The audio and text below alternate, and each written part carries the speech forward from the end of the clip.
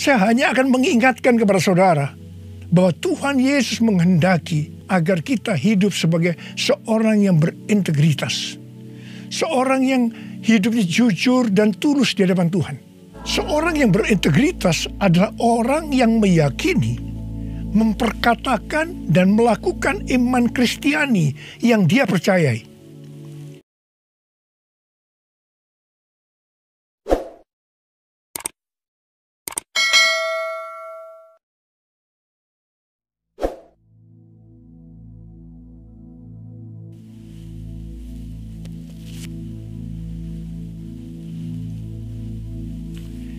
Shalom semuanya.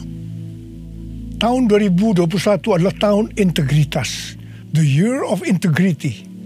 Menurut Westminster Dictionary of Theological Terms, integritas adalah istilah teologis untuk menunjukkan kemurnian dan kejujuran sebagaimana manusia diciptakan dalam rupa dan gambar Allah. Setelah manusia jatuh ke dalam dosa, maka gambar dan rupa Allah itu menjadi rusak. Pada saat kita menjadi orang percaya melalui proses pengudusan atau sanctification, gambar dan rupa Allah dikembalikan lagi, yaitu kita dijadikan serupa dengan gambar Yesus. Oleh karena itu, kita harus mau diproses oleh Allah. Panutan kita untuk menjadi orang yang berintegritas adalah Tuhan Yesus, sebab dialah the man of integrity. Dalam Matius 22 ayat 16 dituliskan bahwa sekalipun ahli Taurat dan orang Farisi berniat menjerat Tuhan Yesus, ternyata tanpa disadari mereka justru mengakui integritas Tuhan Yesus dengan berkata, "Guru, kami tahu Engkau adalah seorang yang jujur dan dengan jujur mengajar jalan Allah, dan Engkau tidak takut kepada siapapun juga, sebab Engkau tidak mencari muka." Kata seorang yang jujur dalam terjemahan New International Version menggunakan kata man of integrity atau orang yang berintegritas. Seorang yang jujur atau yang berintegritas itu artinya apa yang ada di dalam hatinya, di pikirannya, yang diucapkannya dan yang dilakukannya itu sama, selaras dengan pikiran Tuhan. Seorang yang berintegritas itu karena dia mengasihi dan takut akan Tuhan. Dan Tuhan memberikan berkat kepada orang yang berintegritas. Seperti yang terdapat dalam Mazmur 25 ayat 12-14 yang berkata, "Siapakah orang yang takut akan Tuhan? Kepadanya Tuhan menunjukkan jalan yang harus dipilihnya. Orang itu sendiri akan menetap dalam kebahagiaan dan anak cucunya akan mewarisi bumi. Tuhan bergaul karib dengan orang yang takut akan Dia, dan perjanjiannya diberitahukannya kepada mereka." Haleluya. Seorang yang berintegritas bukan seperti ahli-ahli Taurat dan orang Farisi. Dalam Matius 23 ayat 1 sampai dengan 36, Tuhan Yesus berkata bahwa ahli-ahli Taurat dan orang-orang Farisi telah menduduki kursi Musa. Sebab itu, turutilah dan lakukanlah segala sesuatu yang mereka ajarkan kepadamu. Tetapi janganlah kamu turuti perbuatan-perbuatan mereka, karena mereka mengajarkannya tetapi tidak melakukannya. Tuhan Yesus berkata bahwa ahli Taurat dan orang Farisi adalah orang yang munafik. Di sebelah luar mereka tampaknya benar di mata orang, tetapi di sebelah dalam mereka penuh kemunafikan dan kedurjanaan. Tuhan Yesus berkata kepada ahli Taurat dan orang Farisi, "Hai kamu ular-ular, hai kamu keturunan ular beludak, bagaimanakah mungkin kamu dapat meluputkan diri dari hukuman neraka?" Saya juga akan mengingatkan kepada kita semua, terutama kepada para pengkhotbah, para guru, juga para pengajar. Kalau saudara mengajarkan kebenaran firman Tuhan, dan itu belum saudara lakukan, lebih baik dengan jujur diakui. Tahun 2021 menurut kalender Ibrani adalah tahun 5781, yang disebut juga sebagai tahun P Aleph, yang artinya 81. P atau angka 80 menggambarkan sebuah mulut Tuhan Yesus mengingatkan kita dalam Matius 12 ayat 36 dan 37. Tetapi aku berkata kepadamu, setiap kata sia-sia yang diucapkan orang harus dipertanggungjawabkannya pada hari penghakiman. Karena menurut ucapanmu engkau akan dibenarkan, dan menurut ucapanmu pula engkau akan dihukum. Salah satu arti dari kata sia-sia adalah berdusta. Kalau kita mengajarkan kebenaran tetapi tidak dilakukan, itu sama saja dengan berdusta. Amsal 6 ayat 16 dan 17 berkata bahwa dusta itu perkara yang dibenci Allah. Amsal 11 ayat 1 berkata, neraca serong adalah kekejian bagi Tuhan, tetapi ia berkenan akan batu timbangan yang tepat. Neraca serong bisa diartikan sebagai berdusta, dan itu merupakan kekejian bagi Tuhan. Dalam Yakobus 2 ayat 17 dikatakan bahwa iman tanpa perbuatan pada hakikatnya adalah mati. Jadi kalau kita percaya kebenaran firman Tuhan, kita perkatakan tetapi tidak dilakukan, pada hakikatnya mati. Dan itu dilakukan oleh orang yang tidak berintegritas. Karena itu, saya mengajak saudara agar kita semua menjadi orang yang berintegritas. Mazmur 15 ayat 1 berkata, Tuhan, siapakah yang boleh menumpang dalam kemahmu? Siapa yang boleh diam di gunungmu yang kudus? Salah satu syaratnya adalah seperti yang terdapat dalam Mazmur 15 ayat 4 bagian B, yang diperuntukkan bagi orang yang berpegang pada sumpah meskipun rugi.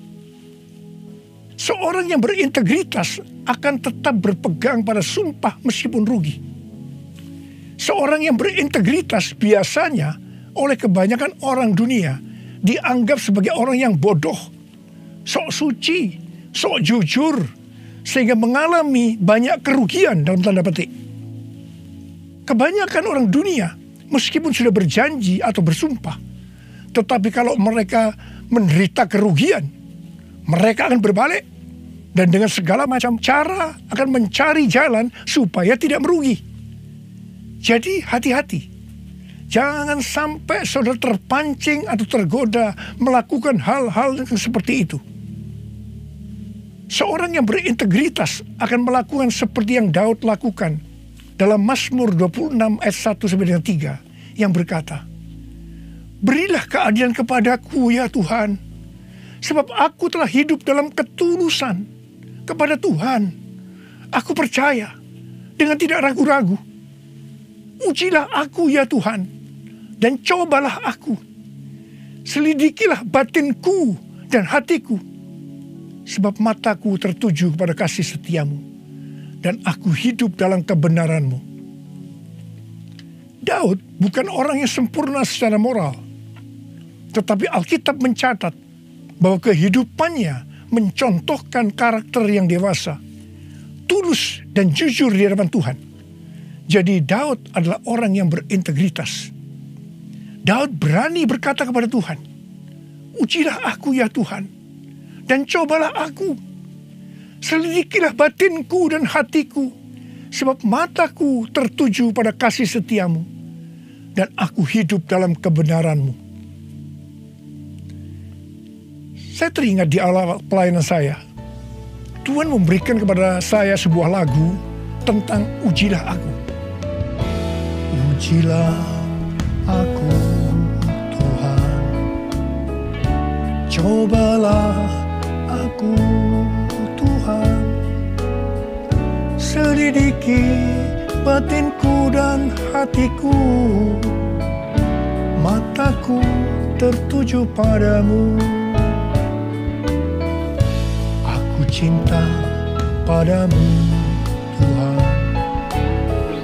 aku rindu hadiratmu Tuhan, aku ingin selalu dekat padamu, menikmati kehadiranmu.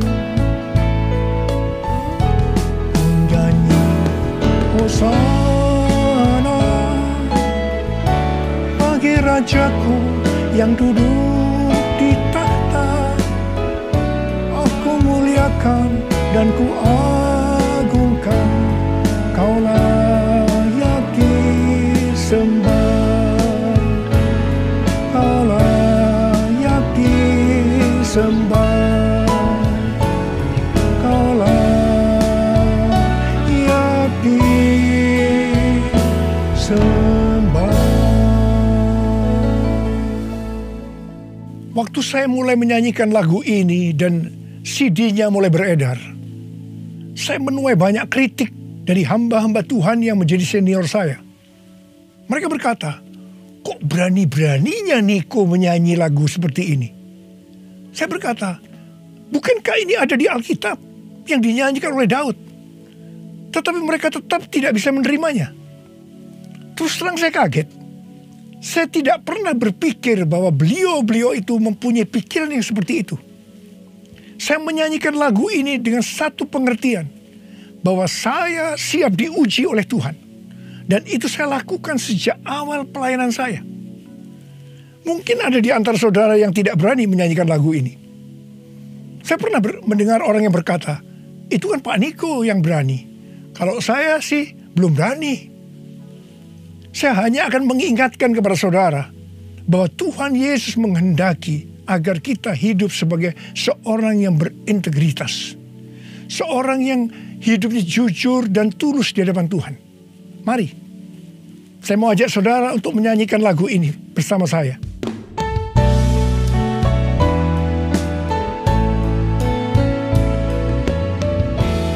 Ujilah aku, cobalah aku, Tuhan, selidiki batinku dan hatiku, mataku tertuju padamu. Aku cinta padamu, Tuhan, aku rindu hadirat-Mu, Tuhan. Aku ingin selalu dekat padamu, menikmati kehadiran-Mu. Ku nyanyi Hosana bagi Rajaku yang duduk di tahta. Aku muliakan dan ku agungkan, kau layak disembah, kau layak disembah, kau layak disembah.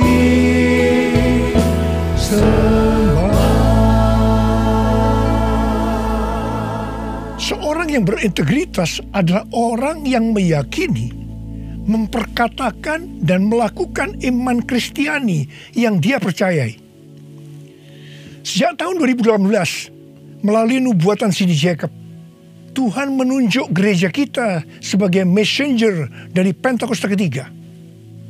Saya percaya kita ditunjuk oleh Tuhan menjadi messenger atau utusan Tuhan untuk Pentakosta ketiga, karena kita adalah insan Pentakosta.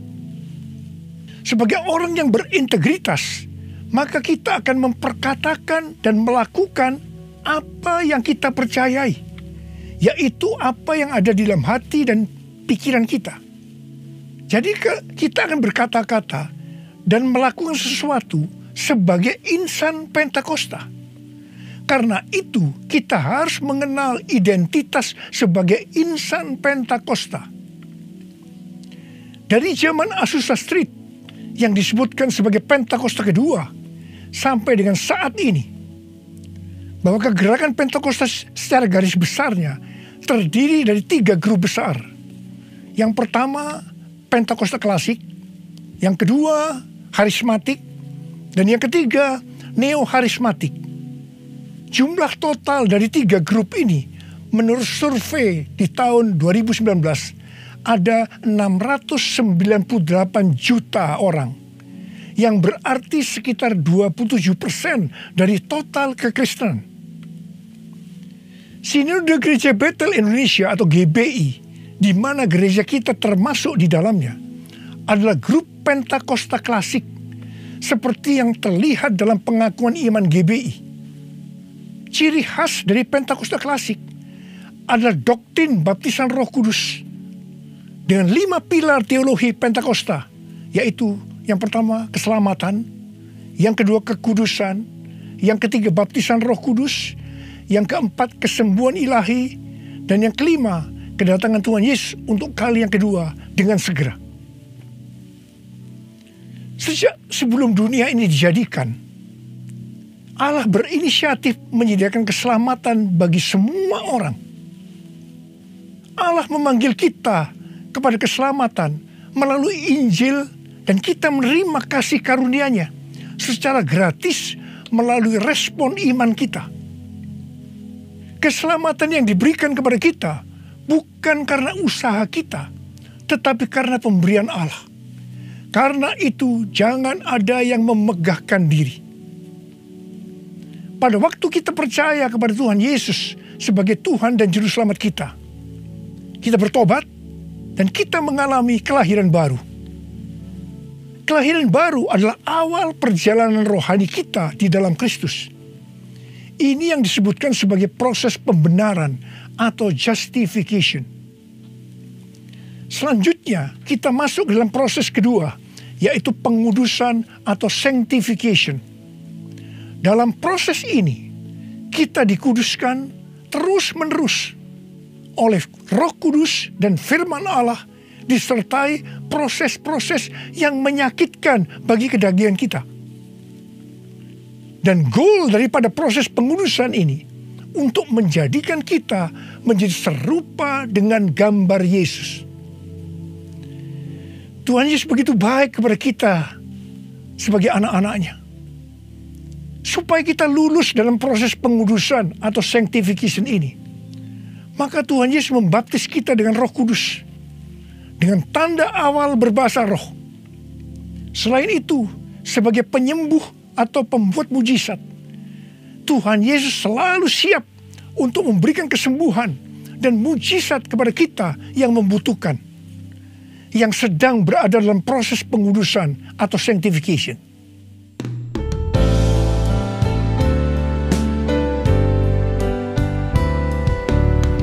Kaulah Tuhan penyembuhku, Kaulah Tuhan penyembuh. Kau berfirman dan sembuhkanku. Kaulah Tuhan penyembuh. Kaulah Tuhan penyembuhku. Kaulah Tuhan penyembuh.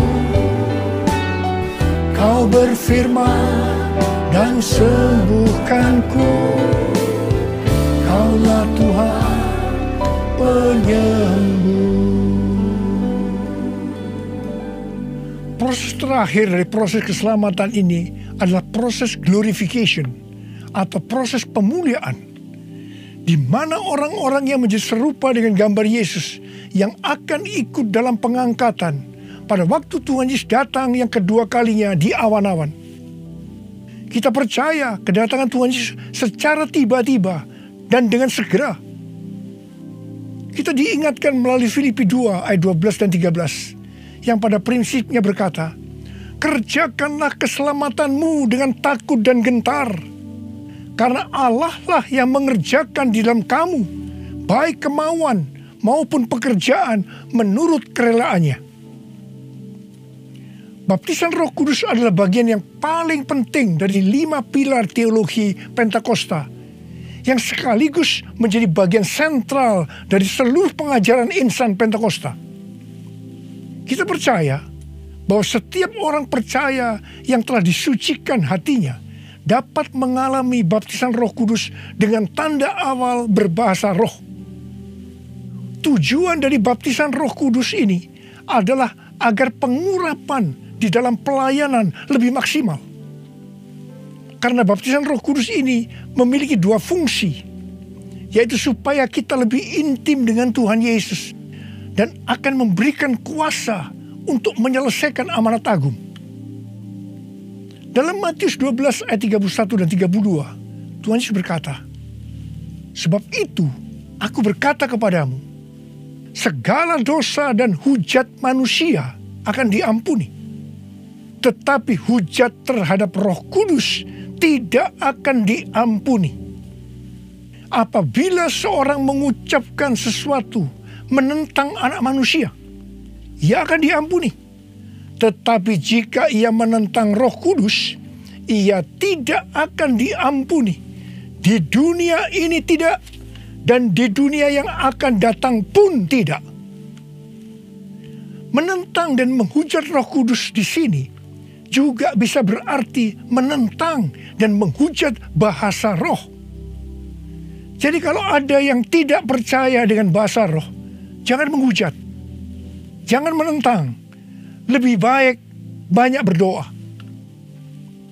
Sekarang ada orang yang membuat bahasa roh sebagai bahan lelucon supaya orang tertawa. Saya hanya akan mengingatkan kepada saudara yang melakukan seperti ini, supaya saudara bertobat dan minta ampun kepada Tuhan. Roh Kudus yang dicurahkan di kamar loteng Yerusalem 2000 tahun yang lalu, itu adalah untuk memberikan kuasa untuk melakukan amanat agung. Ini disebutkan sebagai Pentakosta pertama. Pentakosta pertama ini dahsyat, sebab dalam kurun waktu 100 tahun, 70% dari dunia yang dikenal waktu itu, yaitu yang berada di bawah kekaisaran Romawi, menjadi Kristen. Pertanyaannya, apakah amanat agung sudah selesai? Jawabannya, belum. Karena itu pada tahun 1906, kembali Roh Kudus dicurahkan di Azusa Street, yang disebutkan sebagai Pentakosta kedua.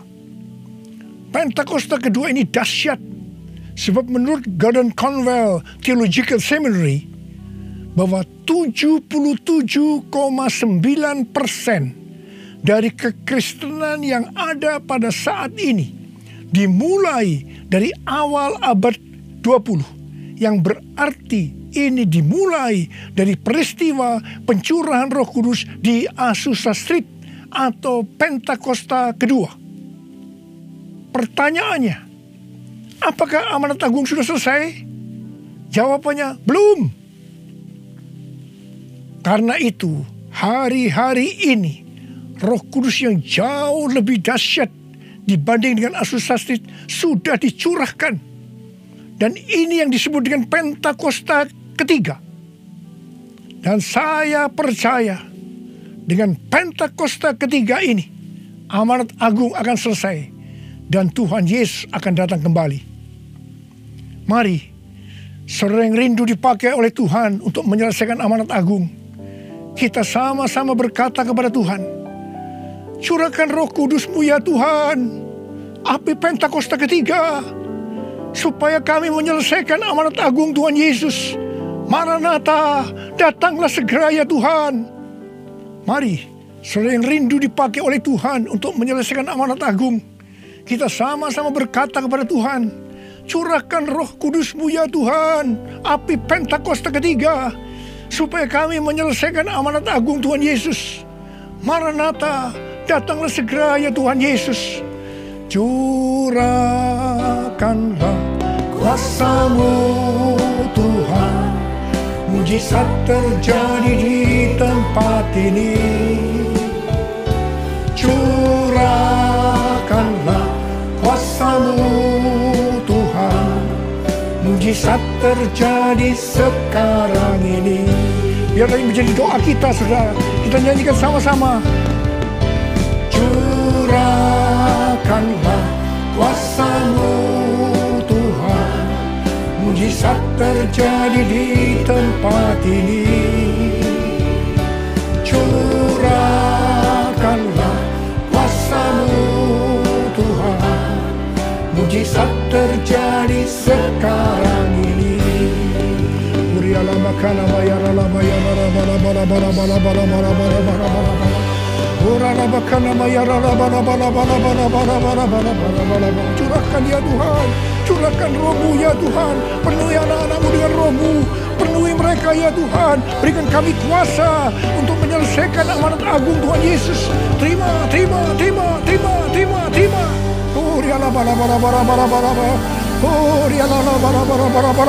Oh, bede. Tuhan, Engkau lihat anak-anak-Mu yang sedang mengangkat tangan. Kamu percaya Engkau memelihara mereka, Engkau menjaga mereka dalam masa pandemi COVID-19 ini Tuhan. Bapa, hamba berdoa buat mereka, tidak ada seorang pun yang sakit.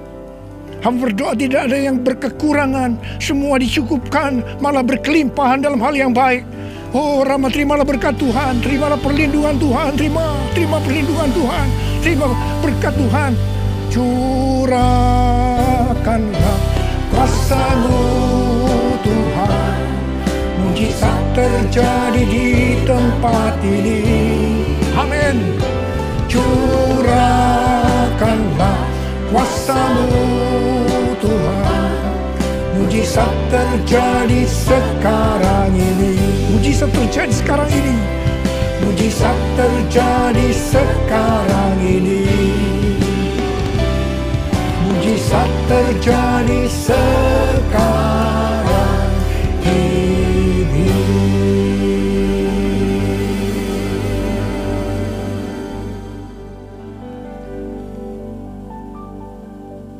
Sekarang terimalah berkat Tuhan. Kasih karunia yang berlimpah-limpah daripada Allah Bapa dalam Anak yang tunggal Yesus Kristus.